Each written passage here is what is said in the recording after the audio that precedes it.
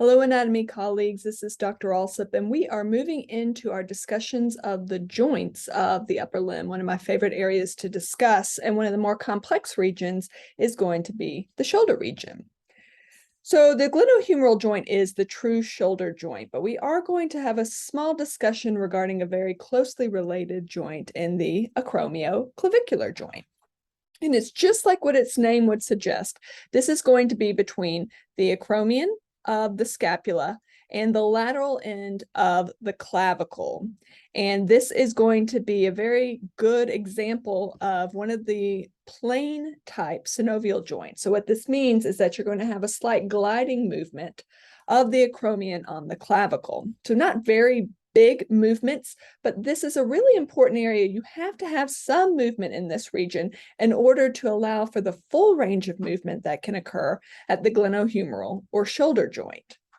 And as you can see, right here is the glenohumeral joint, just how closely related, just in terms of proximity, these two joints are.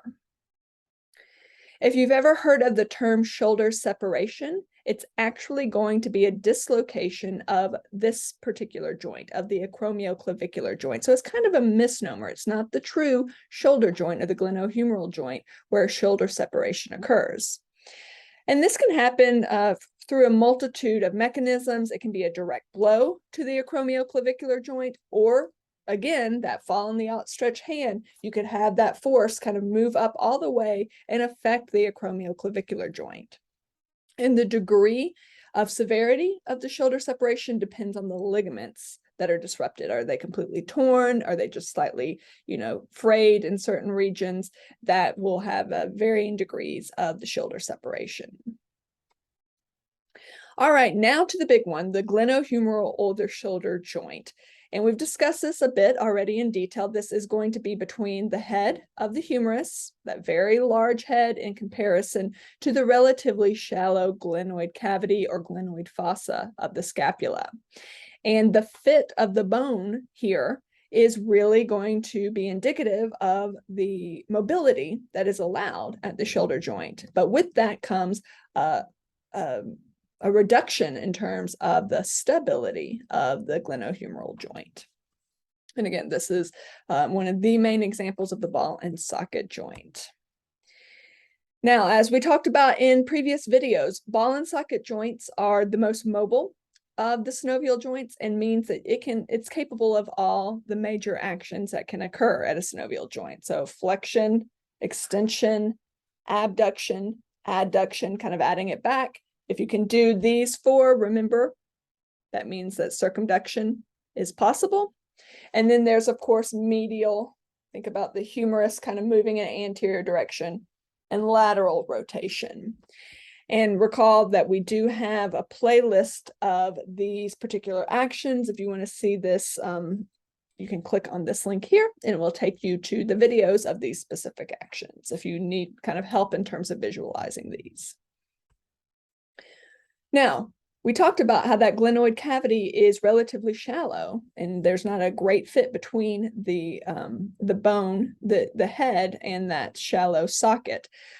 But there are going to be structures that help in terms of the stability of this joint, and one of those is the glenoid labrum. You can see that really clearly right here. You can see a bit of it right here in the inferior portion.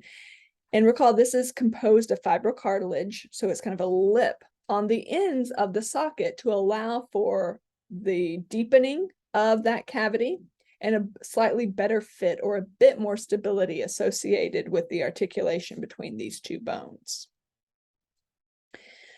I'm not going to get into the details of the specific names of the bursae associated with this region, other than I want to note that now we're getting into these more complex joints. And with these more complex joints, particularly those that are capable of quite a bit of movement, you're going to have an increase in the number of bursae that are located in this region. So you can see kind of here and here where you're going to have bursa associated. This is just two of the multiple ones that you find in the shoulder region. And in this particular region, this is a common area for bursitis or inflammation of those bursae. So that could be one of the causes of shoulder pain, in addition to multitude of other structures that could also be affected. So the shoulder region is a common area for bursitis. Now, we keep talking about how there is increased mobility but decreased stability in the shoulder joint, and there are ligaments that are associated with the shoulder joint. We're not getting into all those details here. We will talk about some ligaments and some of the other joints because they play a bigger role. But really, it's tendons in the shoulder joint region that are playing the biggest role in terms of stability, specifically the rotator cuff muscle. So this is kind of the main source of stability. And those tendons are forming the cuff. That's what is happening. So there's a cuff around the shoulder joint region to kind of protect that region and keep the head of the humerus where it should be in terms of associated with the socket.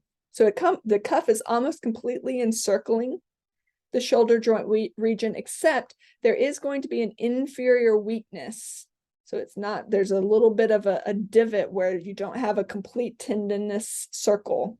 There's a little bit of a weakness associated with the inferior portion.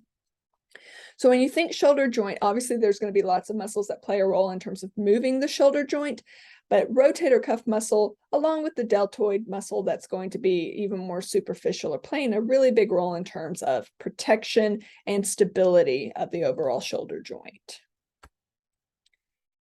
Now, where shoulder separation is going to be associated with the acromioclavicular joint, shoulder dislocation is going to be associated with the true shoulder joint or the glenohumeral joint. And almost all shoulder dislocations occur in an inferior direction. And that makes sense. We talked about how there's that inferior deficiency of the rotator cuff tendinous circle. But they are very rarely described as inferior dislocations. They're generally described as either an anterior or a posterior shoulder dislocation. And by far the majority, sometimes you see in the literature, up to 95% of shoulder dislocations occur in an anterior direction, meaning that that humeral head generally will move inferior and then anterior to the glenoid cavity or glenoid fossa region, which is what you can see here. All right, excellent. So hopefully there's two main clinical correlations that we talked about in this video. We talked about shoulder separations and we talked about shoulder dislocations. So true or false, shoulder separation occurs at the glenohumeral joint. So what do you think? Jot down the answer, and when you're ready, let's talk about how the answer here is false. So shoulder separation does not occur at the glenohumeral joint. This happens at the AC joint, and AC stands for what? I know, I hear you saying acromioclavicular joint. All right, excellent. Thanks for your time here. Now we'll move down to the elbow as well as the wrist joint. See you in the next video.